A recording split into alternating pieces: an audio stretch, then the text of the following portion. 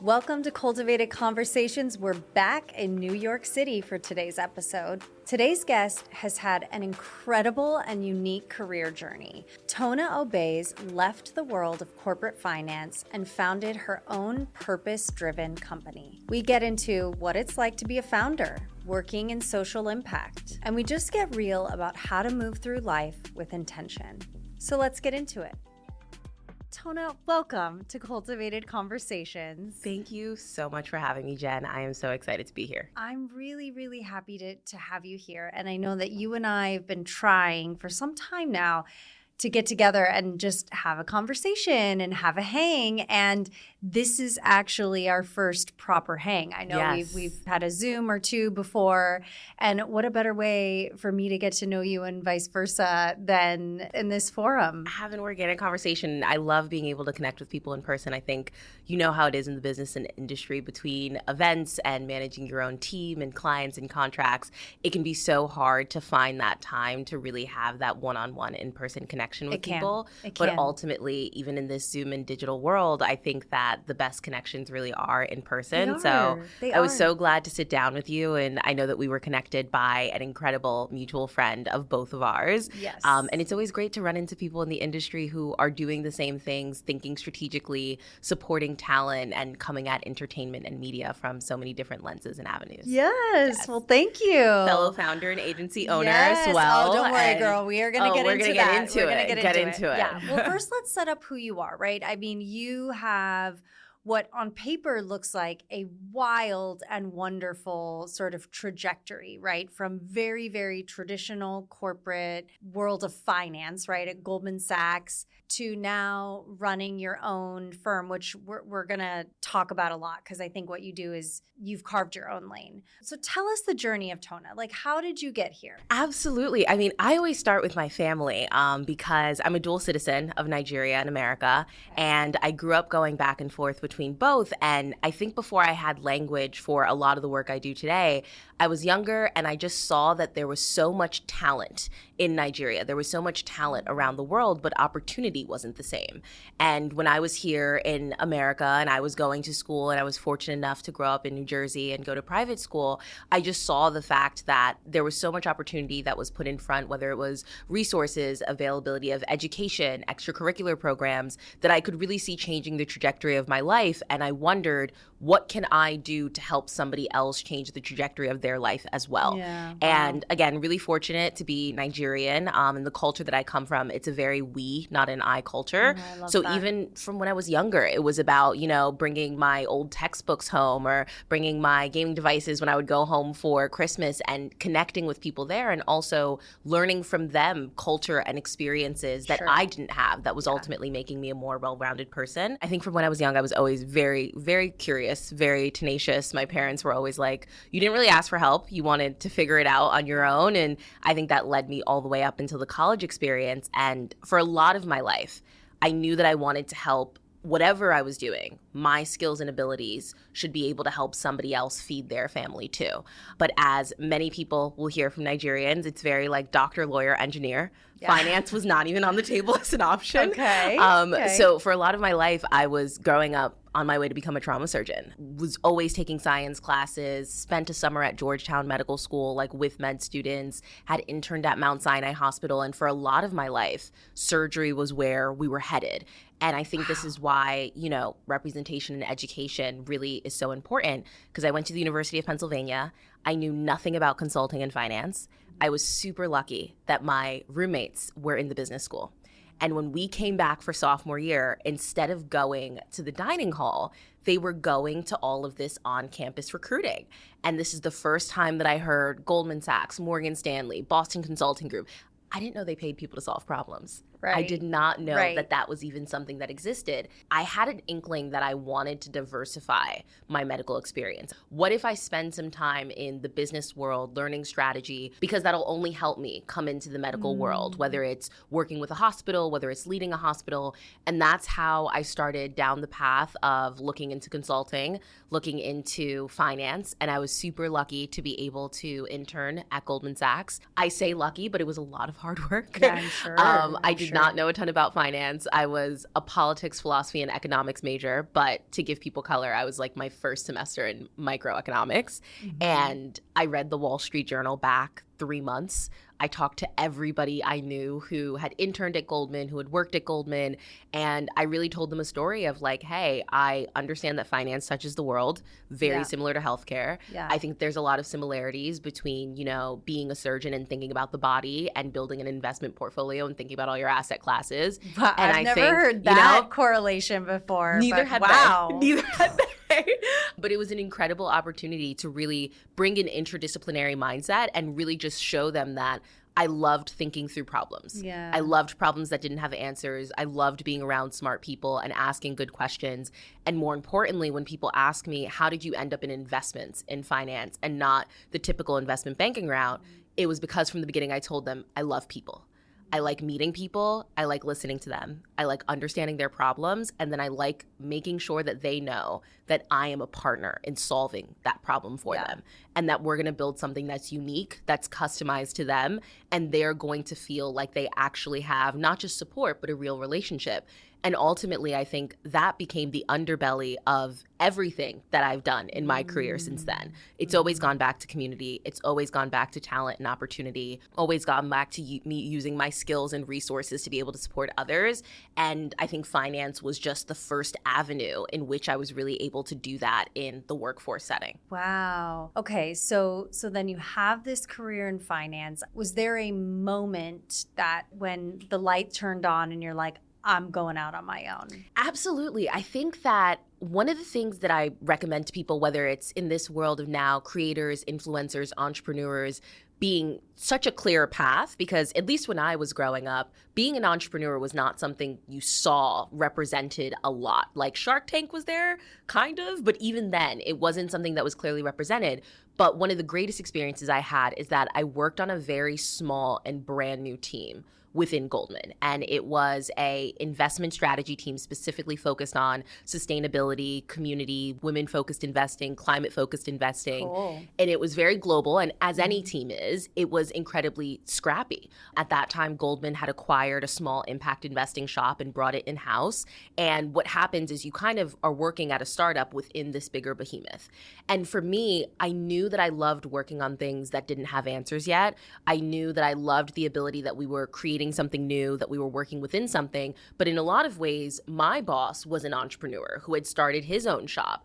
So from the beginning, I knew that it was important for me to always be creating. It was important for me to be involved in strategy. I loved working with global executives. I loved working with C-suite individuals. I loved working with individuals who really had the power to envision with me, and then they had the power and the remit to go bring that plan into action. I would say that the transition from finance started with wanting to go into private markets and get closer to entrepreneurs. So I stepped away from Goldman Sachs and went into venture capital. And that was an incredible time because I think it allowed me to see what it looks like to build businesses with people from the ground up. And being a chief of staff at a fund, writing $1 to $2 million checks to women and people of color who were starting businesses of all kinds, it really helped me understand the mechanics of how to start businesses, from hiring, writing job descriptions, raising capital, understanding a minimum viable product, understanding marketing and how you go to market in general, and also cultivating your customer profile. And sitting in the world of venture capital, everybody wants to be an investor, everyone wants to raise money, and they want to deploy capital for the rest of their life. Yeah. And I knew that I liked sitting in the seat because it was like watching 100 times over different people build businesses before I decided to build a business. Yeah, fascinating. I was always really clear with the fund managers that I was like, you're much more likely to see me maybe in the portfolio in 3 or 4 funds from now than you are to see me becoming a partner. And it's not because I don't value investing. I will always be an investor. I think it's incredibly important, and I continue to support the ecosystem in that way. But building something from the ground up was always very key. And to the aha moment, I realized in retrospect that I think I had it as a child, because I was the kid in school when they would be like, we're having a volleyball tournament, that I would say, great, there's 40 people in our class. We have 3 weeks till the tournament. Let's collect money from everyone, make t-shirts and sell them at a profit, and then give the money back to the school to donate to like a new gym or new gym equipment. I loved a lemonade stand. I loved convincing teachers and administrators to let me run different projects from the ground up, whether it was writing our school play or like running a penny challenge for the nonprofit donation. And so for me, that entrepreneurial spark of I loved building things before people told me the thing I had to build was a company was very, very clear. And it was all about returning back to that and really giving yourself a chance, betting on yourself, and taking the strategy that I so often give to other people and thinking about what it would look like if I really focused that strategy on building something of my own. I think that's, I mean, I think really the layman's term of that is that entrepreneurial spirit, right? And I do think it's something that you have within you. I mean, can it be taught? Sure. But I do think, because I felt the same way, I think without even realizing it. I mean, my father was an entrepreneur. So I think, you know, I just saw that my whole life growing up. But I think that there's just something in an entrepreneur because it is a lot. It is a journey. It is 24/7. It is blood, sweat, and tears, but it is passion. It is excitement, and it is whatever the hell you want to make it to be. Yes. And that's what's so incredible. I think that sometimes people can get caught up in the words. I'm so mindful in using certain words and jargon when I'm talking to the youth. Because even when I got into finance, I remember when I learned modeling was just, I was like, oh, you're putting equations in a spreadsheet. And that's not to simplify it. But on the other hand, like being an entrepreneur, I tell people, or being a creative, people create every day. You create your life every day. You create your schedule every day. You create your outfit every day.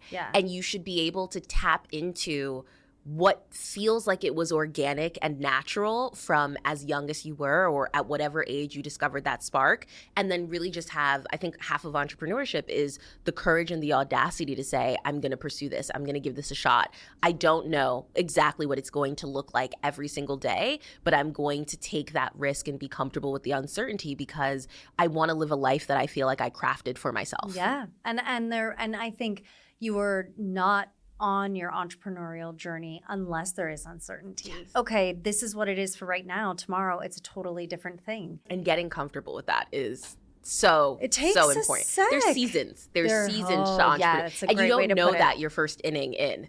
You're like, oh, like you might come in, you're like, I have a plan, like this is exactly how I want it to look. Every year has looked different. Every season has looked different. Just doesn't stop looking different. And you evolve along the way as well. And the team evolves and what you want might evolve and the way that business fits into your life might evolve. But that's the beauty of it and the joy in it. And if you ride that wave instead of fighting it, I think that you end up discovering something much more beautiful about yourself because the entrepreneurial journey, I mean, as you know, it's a deeply personal one as well. It is. Yeah. It can also be isolating or lonely at times, right? And that's not to say that you don't have people supporting you or mentors or things. But I think at the end of the day, when it is your own business, your own thing, and you're the one making those decisions, you know, you kind of look around and think, well, I was really fortunate that I got advice. I'm someone who I like to go out and ask people about their experiences. I always know that every experience is going to be different from mine, but I say that maybe by collecting the culmination of other people's experiences will just make me a little bit more prepared when my experience shows up the door and my challenge shows up the door. And I think a couple of things that people said was when you take the leap to become an entrepreneur, you're going to quickly find out the risk tolerance of other people in your life. Not even you, but it may be your parents, it may be your siblings, it may be your friends. People may not understand your decision because they may not want that type of risk and uncertainty in their life. They may be very happy being able to move forward in their corporate career, and they may even see the fact that you're leaving corporate, especially from a job that's coveted, whether it's venture capital or Goldman, as kind of taking a step back or taking a step to the side. Your conviction has to sit with you, and you have to be able to return to it. Maybe you may waver or you may have doubts. You will. You definitely will. Always. Having that internal gut and strengthening that is absolutely, absolutely key. I think on the other side of it with entrepreneurship, the buck stops with you in a way that I don't think you ever experience in the corporate landscape. You are the end all and be all decision maker. You're probably taking on a bunch of functions that used to just be clockwork, or you used to just have at your hand in prior roles. So whether that's figuring out HR, figuring out legal, figuring out taxes. And some of those things can be really scary and intimidating because they're not always talked about. They're not always the sexy parts of the business. Oh. And there's a portion of being entrepreneurial, even if, let's say, you're a marketer and you go into building a marketing agency and you know that well and you're an expert, there's going to be part of the business where you're going to need to be autodidactic, where you're going to need to learn about the thing on the job and be okay with being really crappy at that portion of it, and finding people who can support you. But I think that, number one, the conviction has to come from you because not everyone's going to understand your journey. Mm-hmm. Number two, when you take on being an entrepreneur, it's very important that you know that there's going to be parts of the business you may be an expert at, but there's going to be parts of the business that you're going to have to learn. And then number three, it's the ultimate risk and reward because everything does stop with you, but it also means that you get to craft something that's really in your image and your vision and your likeness. But all of that, again, it's an incredibly scary journey. And I think the scariest part for me isn't necessarily always executing. It's being honest with yourself, radically honest with yourself about what you want to build, why you want to build it, how you want to build it, what your standards are for good, better, and best that have nothing to do with anybody else, and really setting your own benchmark because as an entrepreneur, you may not find one person who's the corollary for what you want to do. And it's an exercise that I walk some of my coaching clients through where I say, let's choose 5 or 6 people that there's something that they're doing in their journey that represents you. And that can make up your benchmark. But ultimately, you're defining your own pace. You're defining your own success. Yeah. And a lot of that can be incredibly scary to do. Yeah. But I mean, anything that's worth it is going to be scary, right? And it's only scary because it's not familiar. It's foreign. It's something because you've it's never unfamiliar. done before. Then you start to learn to sit in the uncertainty and you're like, oh, okay, you know, like we're rolling from this client to this client and we're entering a new industry. And I remembered what it was like when we did that the first time. And the more successes you get under your belt, the more helpful it is. But sometimes you need that reminder of like, number one, you survived every bad day that you've had. You've made it out of every situation so far. Hopefully you've made it out of situations and impressed yourself. And then the last portion I'll say is that community really is everything. I think it's very important to have mentors, those who are entrepreneurs and those who are not, because diversity of opinions is important.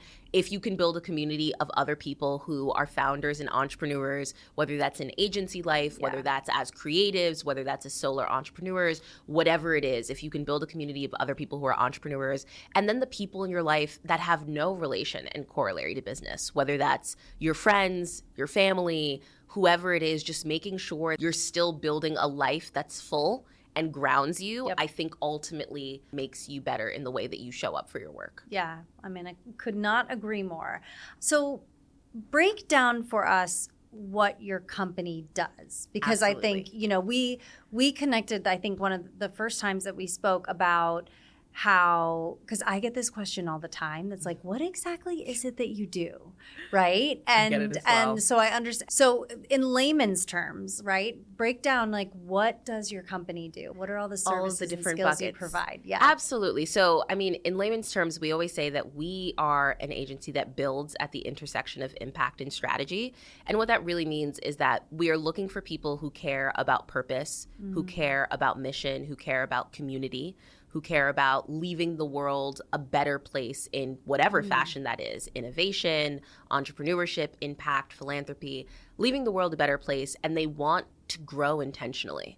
And they come to an agency like ours to say, we want your help with strategy, we want your help coaching our executives and facilitating their learning and development, or we want your help producing an event that is really going to be meaningful in curating connection, in curating conversation, and in moving the world we want to see forward. Yeah.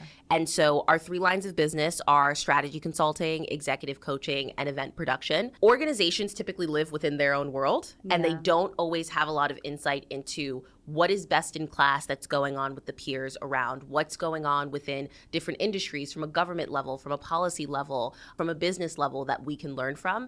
And we partner with executives to really help take their vision and bring that to life. We Cool. help them think of strategy. We help them think of ideation. We help them galvanize their team. And really, we are experts in helping people pilot and launch things.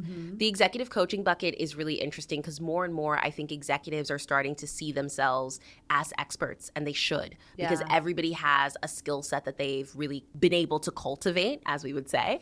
And I think it's important. Great word. Of course, of course. And I think it's important that individuals are cultivating not just their skills, but also their platforms. So more and more executives are thinking of how can I be in my day job, but also thinking about pursuing other passions that I've wanted to. How do I build a brand and portfolio of myself? And who do I work with for that? Because I'm not going to go to my manager, who I work with every day in my day job. I may not have a life coach. It's not necessarily a conversation I want to have with my therapist. You might have a really good partner that wants to see you succeed, but who's the person that you talk to about the different endeavors that you want to take on in this lifetime, and how you sequence them, and how you organize them, and how someone can help you be accountable, but also build a strategy for success as if you are the business. So we love working with that lane. We've worked with executives in the media industry. We've worked with executives in finance. We've worked with people coming out of their MBA that are launching endeavors for the first time and making that entrepreneurial transition. And then the last part of the business is, everyone will know, one of my favorite parts and the most organic is the event production side. People would always ask, what's the thing that's never on your resume? And I would say, I am the girl who loves a convening. I love a gathering. I love a party. I love a seating chart. I'm the girl who wants to bring everyone together, and I will order for the table because I think about that experience. And it really lies in my belief that there is not a singular conflict in the world that cannot be solved with a conversation. Getting the right people in the right room, in the right context, to have a conversation and connect with one another. And it's not just something that solves challenges and conflicts, but it's also where our best ideas and our best sense of innovation comes from. And that power of community and convening, it goes across every industry, every culture, every language. So event production is a big part of the work that we do, because ultimately we think it moves forward our mission, which is to help underserved communities discover their purpose and pursue their potential. And it helps us move forward our clients' mission in whatever they may be working on.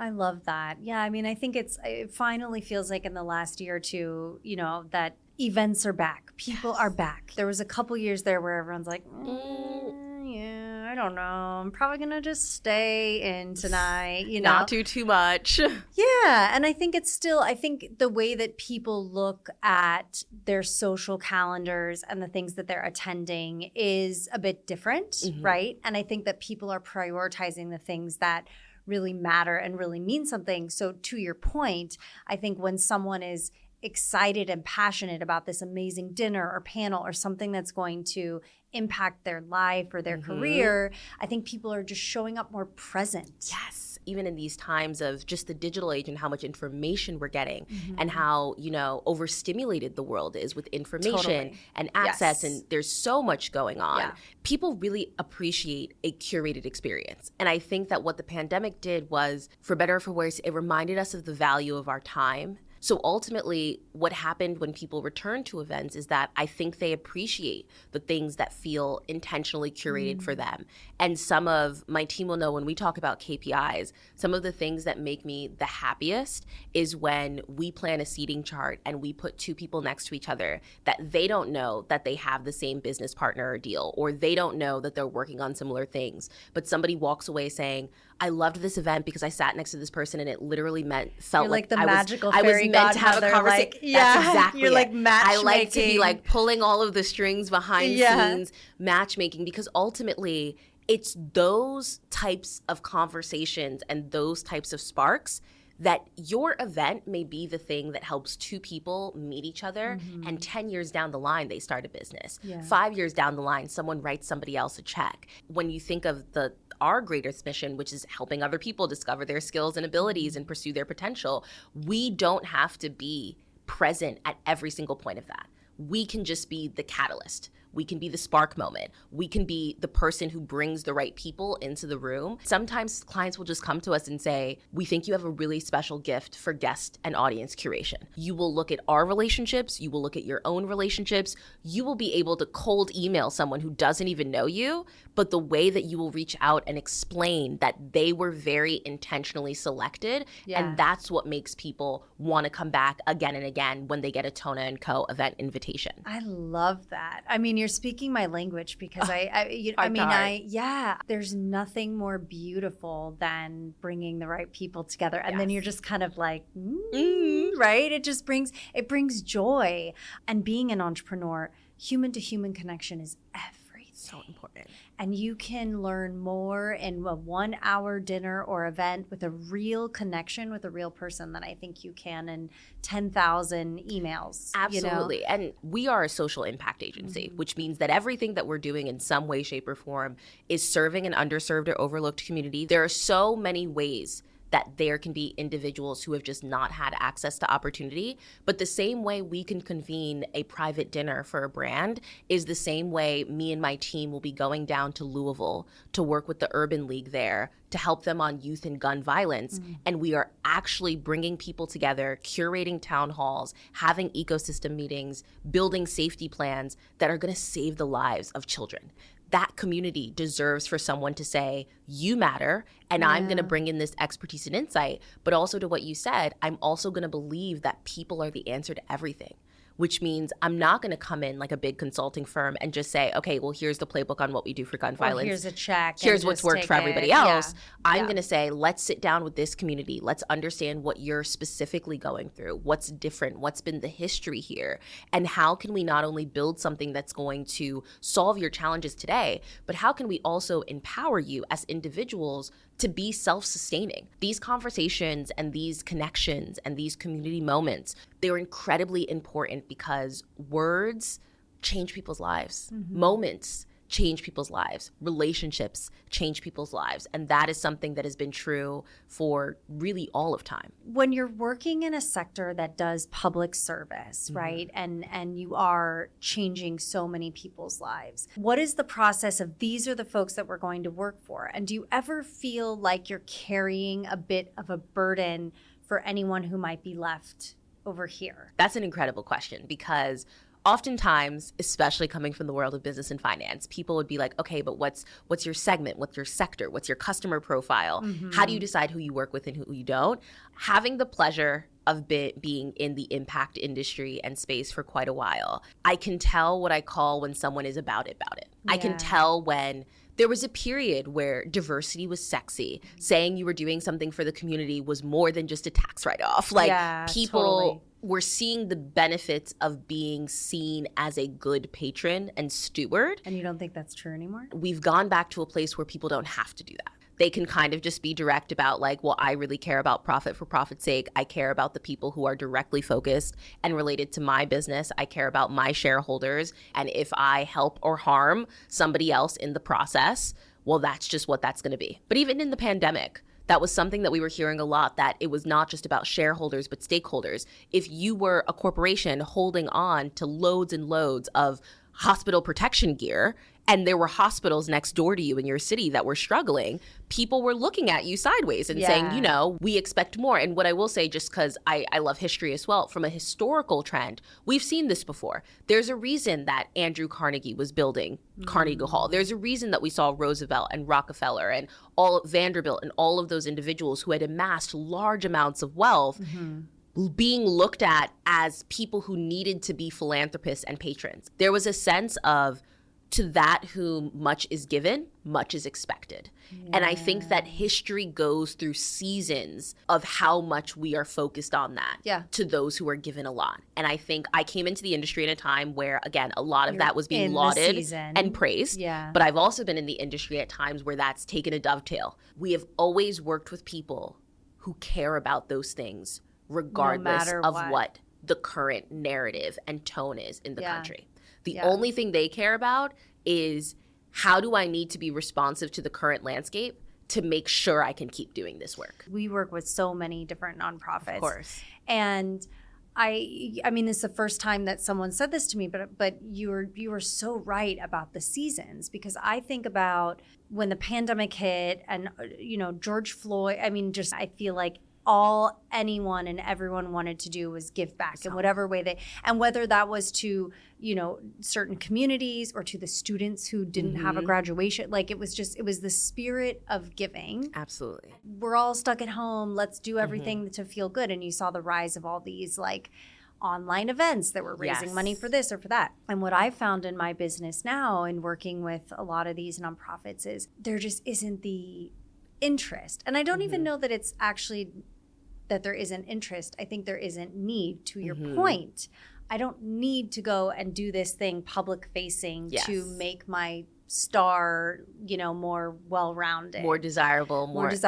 Yeah, it's like I can go and do my quiet little things over here. I can contribute to the XYZ Foundation, and I don't need to give a speech at this gala. I was listening to, I think, a talk that Gwyneth Paltrow was doing about what it meant to be a celebrity in the 90s, and she was like, you got caught with paparazzi every once in a while, but for the most part, like, the mystery was the joy of it. No one was really necessarily using their platform outside of their art. Like that was it. Totally. But I think what happens now is that I think more and more people are seeing themselves as the business. They're seeing the ability for them to have their craft and their art and the work that they do with other people and give to the world, 100%. But their ability to create their own thing. And there's a couple of people who I think have been tent poles in this. I mean, number one, I love Elizabeth Taylor, and I love the fact that Elizabeth Taylor was like, hey, I really care about AIDS. I really care about the fact that I think this needs to exist. But now when you, I think, jump forward, there's people who are starting their own nonprofits. You have Carly Kloss with Code with Klossy was a huge thing. And I mean, she got so much pushback for that. I know. And now she's a media mogul as well as a model, which is great. Yeah. You have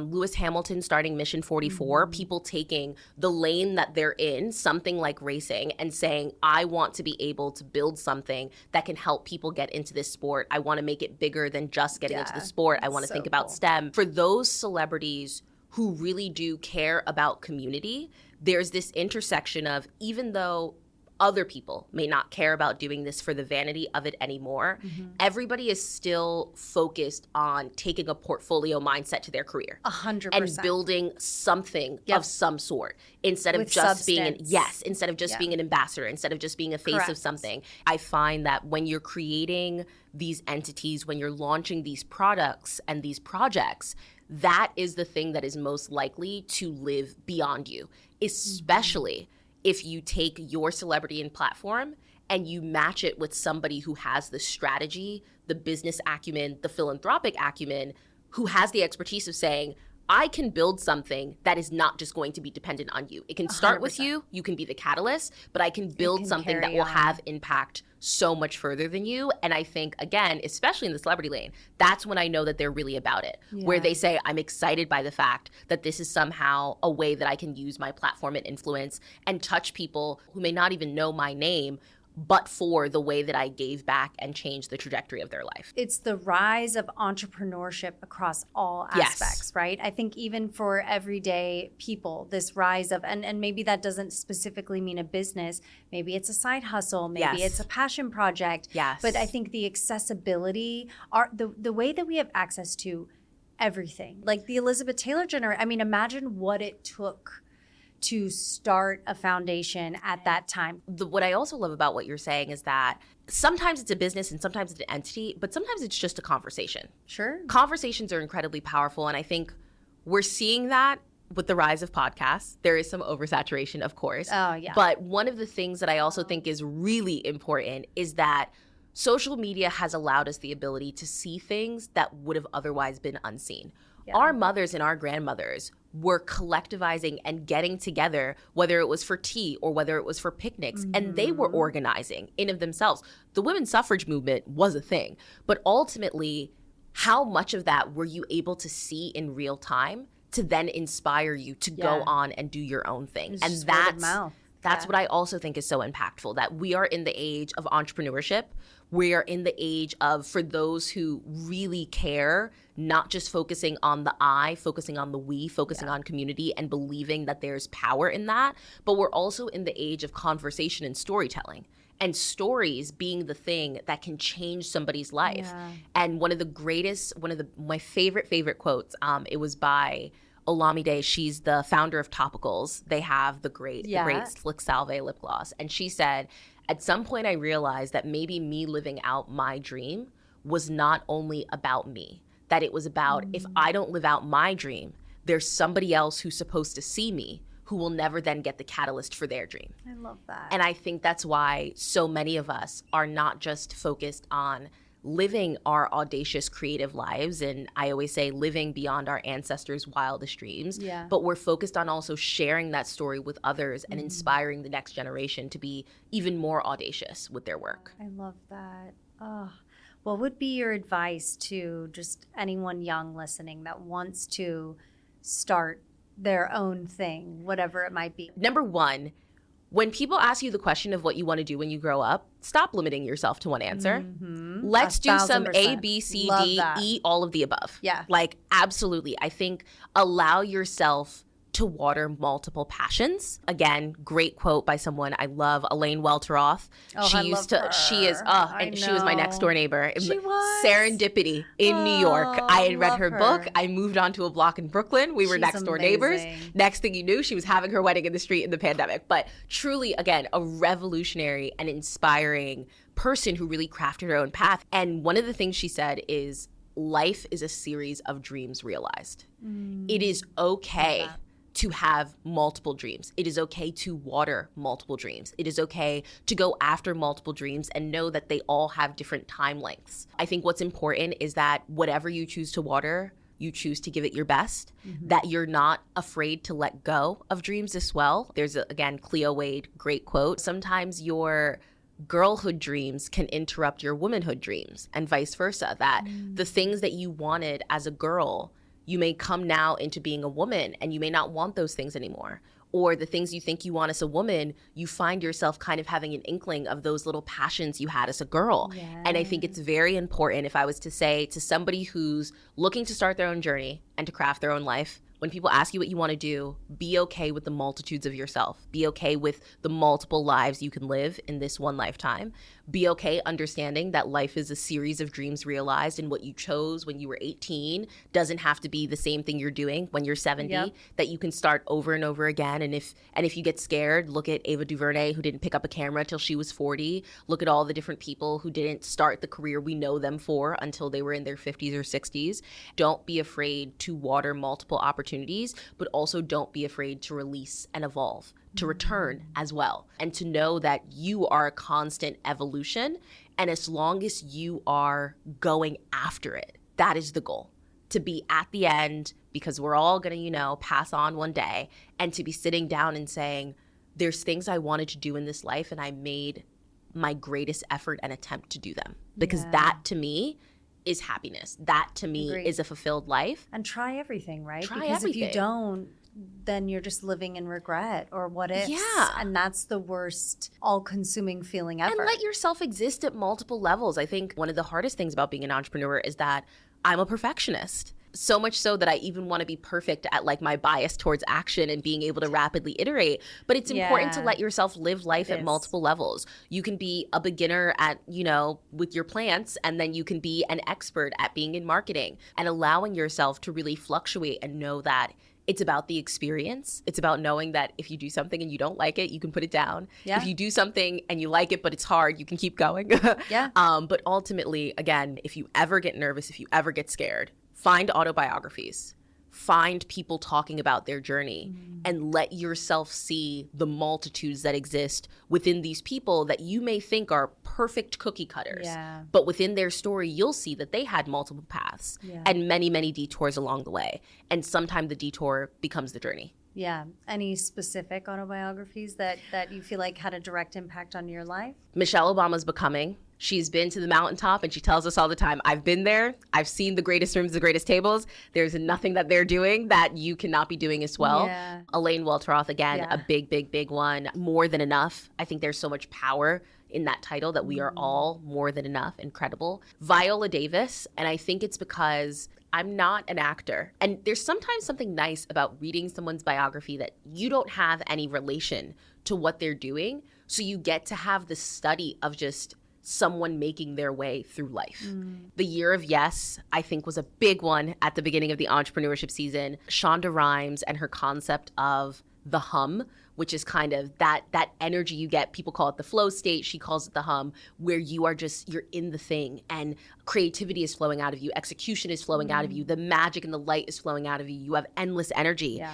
And she talks about what happens when your hum stops. Yeah. And how you can find your way back to yourself. So I would say that those ones have really shaped me as individuals. I didn't notice that I literally just named all Black women, but great people, oh my God. great people to read, and some incredible work. Yeah. Wow. Well, Tonna, tell us, where can we find you? Where can we follow you? How do we keep up with your incredible journey? So we have a website, tonna.co. You can go there to get some insight into the work that we do and the business that we run. We have our social media pages on Instagram and on LinkedIn as well. And then you can see us in the wild in conversations like this, in the events that we run, in the gatherings that we put together. And most importantly, you can see us showing up and supporting our clients. And I always say, if you're someone who has a problem that doesn't have an answer, has a question that you're not sure how to approach, have a vision that you want to bring to life, but you don't know where to start, or even if you're building something that you want to take a strategic look at, whether it's your life or a project, give us a call. The last thing I always say is that life is about community. If I am not the person who can solve your problem, I will absolutely give you an intro and a referral to somebody else who can. I love that. Thank you so much for coming. For this conversation. I mean, this is what here. you do so well. I mean, you cultivate the moment, you cultivate the magic, whether it's with talent that are celebrities or making people feel like talent in their own life. But you are. That's such a magical skill. No, you are something so special and so unique, and I'm just sitting here just like in awe. Thank you for coming, and thank you for sharing. Absolutely. And thank you everyone for being here for another episode of Cultivated Conversations from New York City. Yes, from New York. Please send us an email, say hi at cultivatedent.com. We want to hear from you. Tell us what you thought about today's episode, and please don't forget to go follow Tonna, and thank you so much for being here again. Until next time.